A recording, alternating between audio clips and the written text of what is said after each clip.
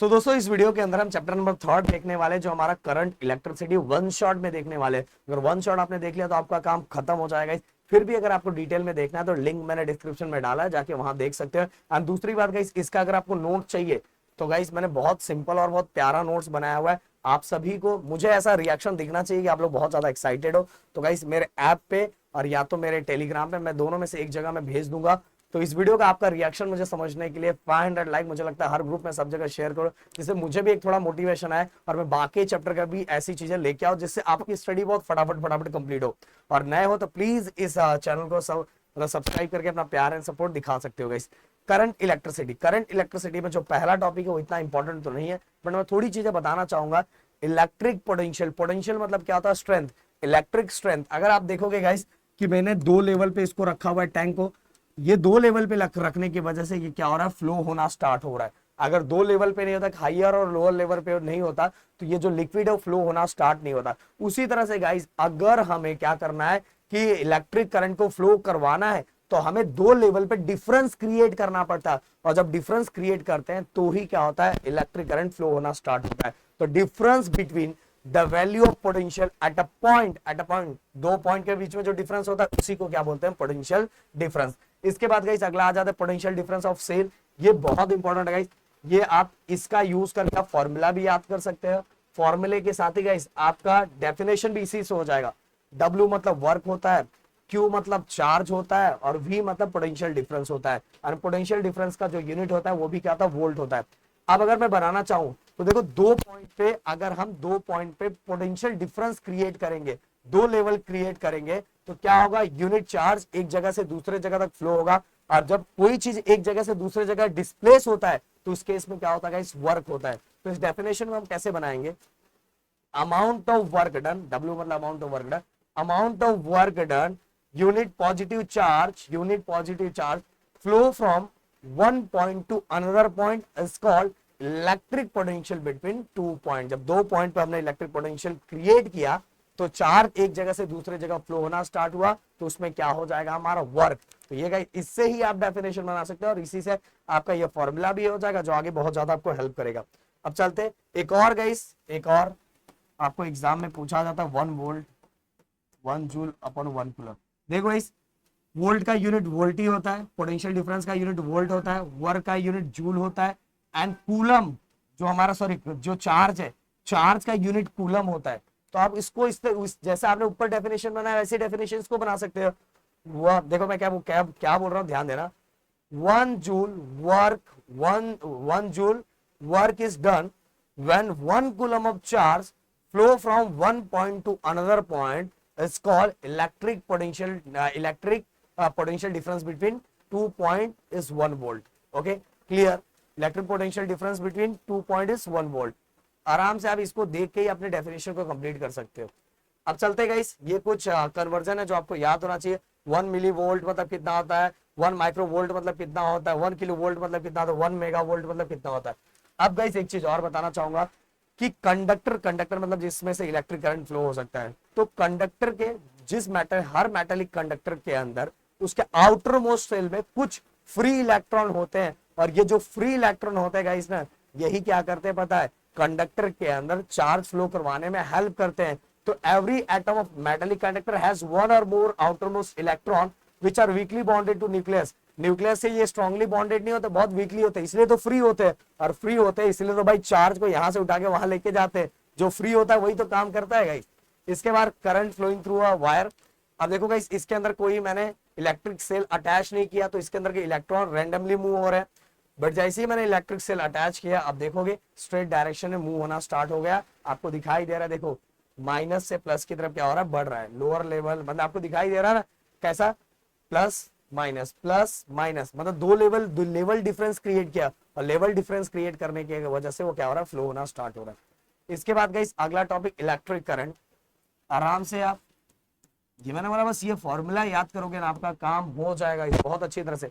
Electric current, Q मतलब आप सभी को पता है, क्यू का मतलब होता है इलेक्ट्रिक चार्ज, टी मतलब टाइम होता है।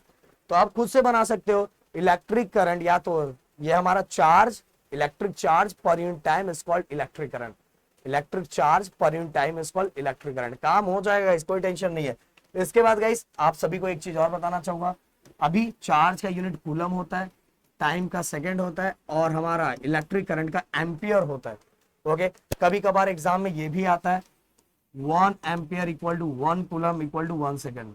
तो आराम से 1, ये देखो ये किसका था, चार्ज का था, ये किसका था, टाइम का था, और ये किसका था, हमारा इलेक्ट्रिक करंट का था। कैसे बोल सकते हो, 1 coulomb of charge, 1 coulomb of charge in 1 second, when 1 coulomb of charge flowing in a conductor in 1 second is called 1 ampere electric current, is called 1 ampere electric current। हो गया, खुद से बना सकते हो, बस आपको फॉर्मूला याद हो गया, काम खत्म हो गया। इसके बाद गाइस एम्पियर, ये तो मैंने बता ही दिया। ओम्स लॉ, अब ओम्स लॉ में गाइस ये आपको याद होना चाहिए, electric current is directly proportional to potential difference. सही बात है, जितना ज्यादा हम डिफरेंस क्रिएट करेंगे, लोअर टू मतलब दो लेवल के बीच जितना ज्यादा डिफरेंस क्रिएट करेंगे, सिंपल सी बात है, उतना ज्यादा फ्लो अच्छे से होता है। देख लो झूले पे जितना ज्यादा इंक्लाइन करते हो चीजें, उतना ज्यादा फ्लो होता है ना। तो यहाँ ऐसे समझ सकते हो कि अगर दो लेवल के बीच जितना ज्यादा हम डिफरेंस क्रिएट करेंगे, उतना ज्यादा क्या होगा, इलेक्ट्रिक करंट फ्लो होगा। तो जितना ज्यादा डिफरेंस उतना ज्यादा इलेक्ट्रिक करंट।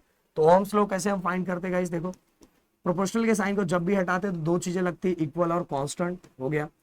अब ये कांस्टेंट इक्वल के इस साइड आ जाएगा, अब इक्वल की साइड आएगा तो डिवाइड में हो जाएगा।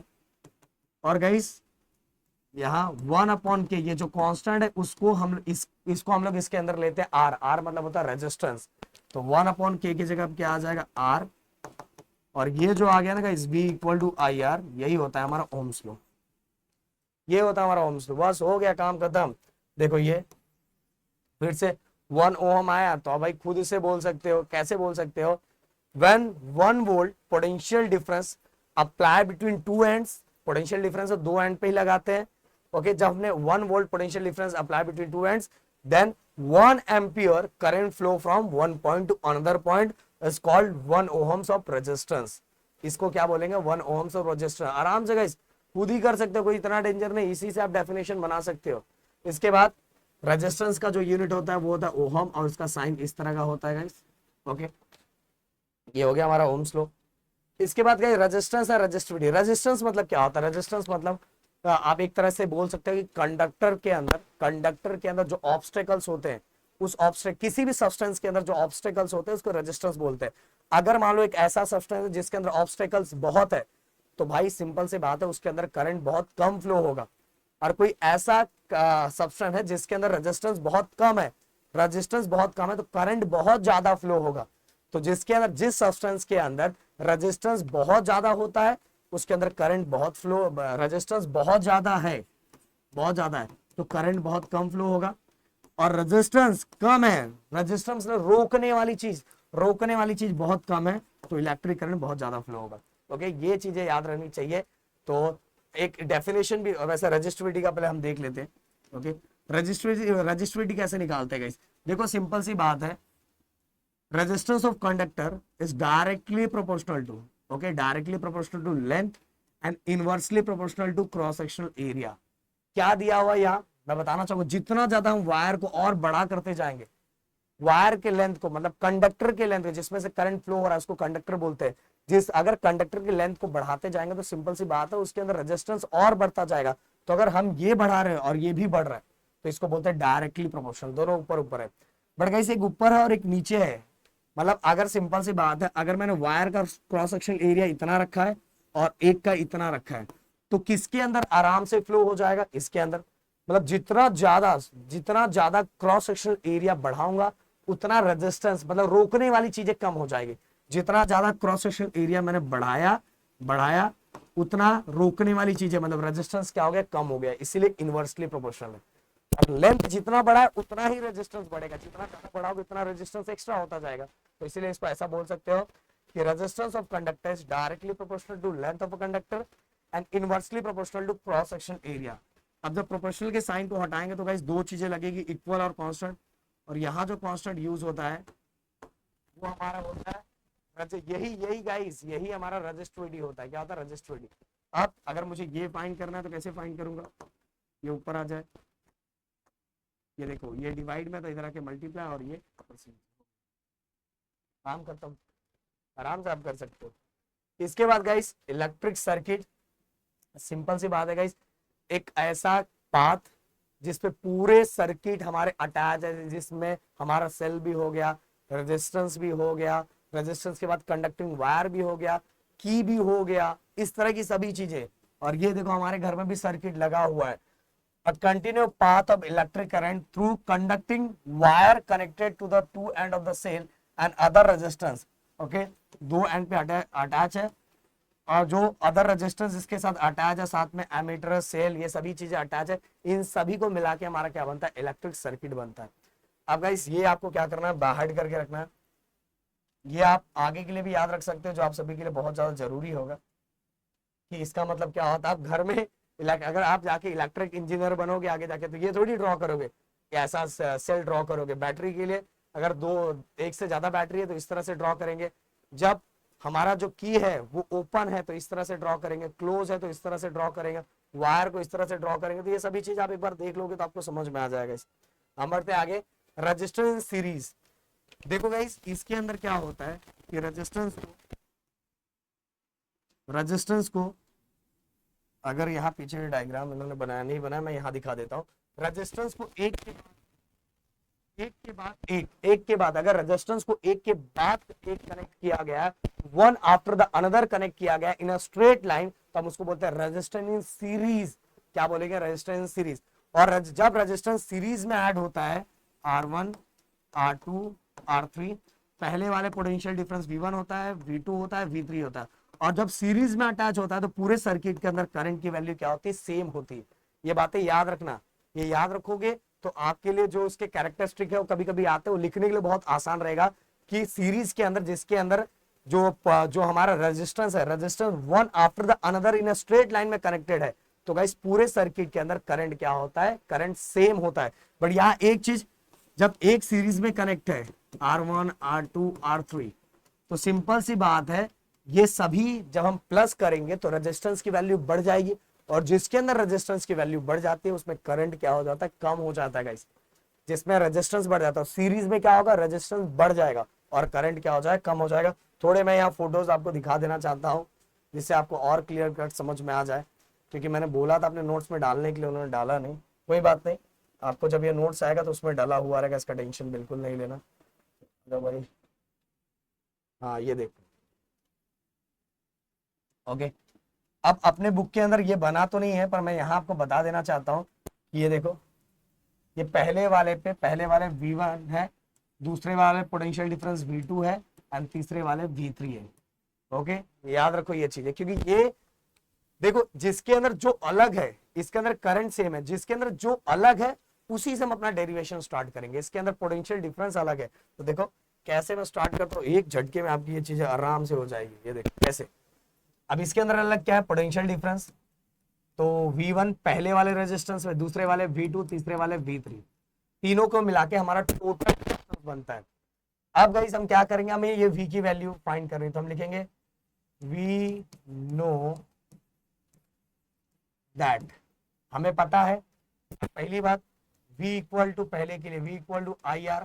अब रेजिस्टेंस एक के बाद एक कनेक्टेड है जिसको सीरीज बोलते हैं, इसलिए मैं लगा दिया, ये पहले वाले का मिल गया पहला, एंड ये दूसरा, एंड दूसरे वाले के लिए, दूसरे इसके लिए ये V2। करंट हर जगह सेम है तो बस I लिखेंगे, और सेकंड वाले पे जो रेजिस्टेंस होता है वो R2। ये ओम्स लॉ आपको पता है ना, V इक्वल टू IR कहां से निकाला है, ओम्स लॉ अभी पढ़ा, V इक्वल टू IR। अब इसके बाद सॉरी ये पहला है, इसको मैं पहला लिखता हूं, तो V1 equal to IR1। Then इसके बाद दूसरे के लिए V2 equal to IR2। Then guys तीसरे के लिए I इक्वल टू R3 हो गया। अब गाइस क्या करेंगे, ये तीनों को, ये देखो 1 2 3 4, ये चारों को हम इसमें पुट कर देंगे, हमारा equal to V1 plus V2 plus V3। चलो V की वैल्यू कितनी है, IRS IR1, समझ में, I में क्यों सर्किट, दूसरा IR2, तीसरा IR3। ओके ये हो गया। अब गाइस यहाँ सब में से I कॉमन है, निकाल लेंगे, सब में I सेम है ना, तो निकाल लिया R1 इसमें क्या बचा R2 और यहाँ क्या बचा R3, क्योंकि तीनों में से I हमने बाहर निकाल लिया। अब गाइस क्या होगा, दोनों साइड से आई सेम था, कैंसिल हो गया। अब क्या हो गया, RS equal to R1 plus R2 plus R3। देखो ये जैसे ही किया तो रेजिस्टेंस एक सीरीज में, रेजिस्टेंस सीरीज में आ गए तो याद रखो रेजिस्टेंस बढ़ जाता है, इंक्रीज हो जाता है, और करंट क्या हो जाता है, डिक्रीज। अब गाइस हो सकता है नंबर ऑफ रेजिस्टेंस अगर हमने कनेक्ट किया है, हमारी जितनी मर्जी सीरीज में कनेक्ट करो, तो उसको हम इस तरह से लिखते हैं, नंबर ऑफ रेजिस्टेंस को RN। नंबर ऑफ रजिस्टर जरूरी है कि 3 ही लगाना, जितना मर्जी करे, जितना रेजिस्टेंस लगाओगे सीरीज में उतना करंट कम होता जाएगा। तो ये हो गया। अब गाइस जस्ट इसका उल्टा, ये देखो, ये तो वो चीजें लिखी है जो मैंने आपको बताया कि सेम करंट हर जगह फ्लो होता है। फिर अगर मैं इंडिविजुअल का कंपैरिजन करूं, दूसरे वाले पॉइंट पे क्या लिखा हुआ मैं आपको बता देना चाहता हूं। ये देखो क्या लिखा हुआ है, the effective resistance, effective resistance मतलब total resistance, total resistance of the resistor is equal to total resistance is equal to sum of their individual resistance। Okay, मतलब ये टोटल रेजिस्टेंस किससे मिलेगा, ये सबका सम करूंगा तो टोटल मिल जाएगा। और सिंपल सी बात है, यहाँ टोटल रेजिस्टेंस के कंपैरिजन में इंडिविजुअल रेजिस्टेंस क्या होगा, कम होगा। ये सब अकेला अकेला अगर देखूंगा तो कम होगा, बट टोटल बात करूंगा सब प्लस हो गया, टोटल में क्या हो जाएगा, ज्यादा हो जाएगा। इसके बाद गाइस एकदम मतलब एकदम सिंपल सिंपल चीजें मैंने जो इसके अंदर बताई कि इसके अंदर क्या होता है, रेजिस्टेंस ज्यादा हो जाता है और इलेक्ट्रिक करंट कम हो जाता है। और साथ में मैंने आपको यही बताया कि जिसके अंदर रेजिस्टेंस ज्यादा हो जाएगा और करंट कम हो जाएगा, और एक कंडीशन इसका जस्ट अपोजिट आपको पैरेलल के लिए याद रखना है, इसका जस्ट अपोजिट पैरेलल के लिए याद रखोगे, बस वो याद रखोगे आपका काम हो जाएगा। ये देखो पैरेलल, सबसे पहली बात तो पैरेलल में इस तरह से कनेक्टेड होते हैं रेजिस्टेंस, ऐसा ऐसा। मैं थोड़ा फोटो आपको दिखा देना चाहता हूँ, ये देखो, चलो भाई आ जाओ आ जाओ आ जाओ आ जाओ, ये देखो ये देखो। और इसके अंदर मैं बताना चाहूंगा कि पूरे सर्किट के अंदर गाइस वोल्ट क्या है, सेम है, पूरे सर्किट के अंदर वोल्ट सेम है। अलग क्या है, करंट, पहले वाले रेजिस्टेंस को करंट I1 दिया हुआ है, दूसरे वाले को I2 दिया हुआ, तीसरे वाले को I3 दिया हुआ। ओके, इसके अंदर देखना रेजिस्टेंस कम हो जाएगा, और इसके अंदर रेजिस्टेंस जिसके अंदर कम होता है उसके अंदर करंट बढ़ जाता है। तो ये सर्किट जनरली क्या होता है कि इसके अंदर रेजिस्टेंस कैसे कनेक्ट किया गया है, इन अ पैरेलल, और पैरेलल में जब कनेक्ट किया गया है इसीलिए इसके अंदर रेजिस्टेंस कम हो जाता है। और रेजिस्टेंस कम हो गया तो कंडक्टर के अंदर क्या बढ़ जाएगा, करंट। बट मैंने क्या बोला, जो इसके अंदर अलग है, अलग है, वोल्ट तो सेम है, तो इस बार वोल्ट से हम स्टार्ट नहीं करेंगे, इसमें अलग क्या है, करंट। तो इस बार हम अपना डेरिवेशन करंट से स्टार्ट करेंगे। तो देखो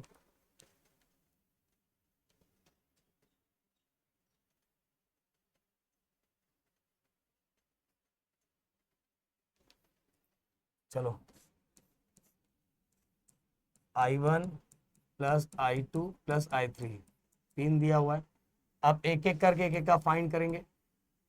अब गाइस हमें क्या चाहिए, I की वैल्यू चाहिए, तो हम लिखेंगे we know that V equal to I, यार पता है ना, बस यहाँ R की जगह क्या जगह P, क्योंकि अब रेजिस्टेंस पैरेलल है।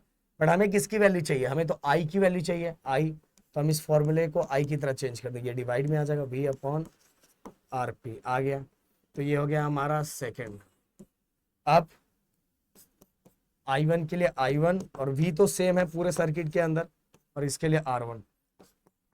दूसरे के लिए I2 V अपॉन R2, तीसरे के लिए I3 V upon R3। Clear guys, हो गया इतना काम। अब सबको खुद कर दो, आपका काम हो जाएगा। I equal to I1 plus I2 plus I, value put करो, I क्या कितना था, V अपॉन R, हो गया। देन इसके बाद I1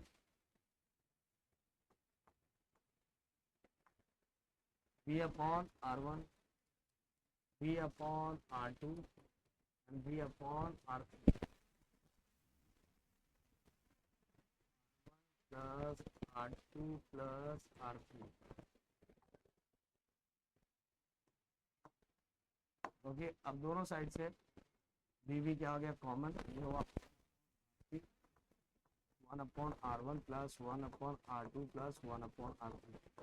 ठीक से बता देना चाहता हूँ गाइस, अगर देखो ये फाइ, इस फाइ को अगर मैं रेसिप्रोकल करूँ तो सिंपल सी बात है, इसका अगर डिवाइड करूँ तो इसका आंसर, इसका अगर मैं डिवाइड करूँ तो इसका आंसर कम आएगा। कैसे देखो, अगर मैं डिवाइड करके दिखाऊं आपको, ये देखो फाइव के टेबल में 1 लिया तो डेसिमल लिया तो यहाँ 0 ले लिया, 5 2 ज़ा 10, इसका कितना आ गया 0.2, 0 कितना आ गया 2। अब देखो ये फाइव ऐसा था, पर 1/5 लिखा तो उसका आंसर कम हो गया, उसका आंसर क्या आ गया, कम हो गया। उसी तरह से जब मैंने रेजिस्टेंस को मैंने सीरीज में कनेक्ट किया तो वो कैसे आ गया, रेसिप्रोकल में आ गया, उल्टा हो गया। और जब 1 में आ गया तो उसका मतलब कहने का मतलब है रेजिस्टेंस की वैल्यू कम हो जाएगी, और जब रेजिस्टेंस की वैल्यू कम हो जाएगी तो करंट क्या हो जाएगा, बढ़ जाएगा। तो मुझे जब भी करंट बढ़ाना है तो मैं रेजिस्टेंस को कैसे कनेक्ट करता हूँ, पैरेलली कनेक्ट करता हूँ। ओके, अब यहाँ एक और चीज, अगर नंबर ऑफ रेजिस्टेंस कनेक्ट है तो हम किस तरह से लिखते हैं, 1/RP equal to 1/R1 plus 1/R2 plus 1/R3 plus 3 plus 1/R(n). Number of resistor मतलब अपनी मर्जी ने कितने रजिस्टर अपन पैरेलली कनेक्ट कर सकते हैं, जितना हमें करंट को बढ़ाना है। सो गाइस ये हो गया पूरा का पूरा चैप्टर। मेरे ख्याल से हर चीज आपको बहुत क्लियरली समझ में आ गई होगी, और मिलते हैं नेक्स्ट वीडियो में। Thank you so much guys, जय हिंद एंड जय महाराष्ट्र दोस्तों।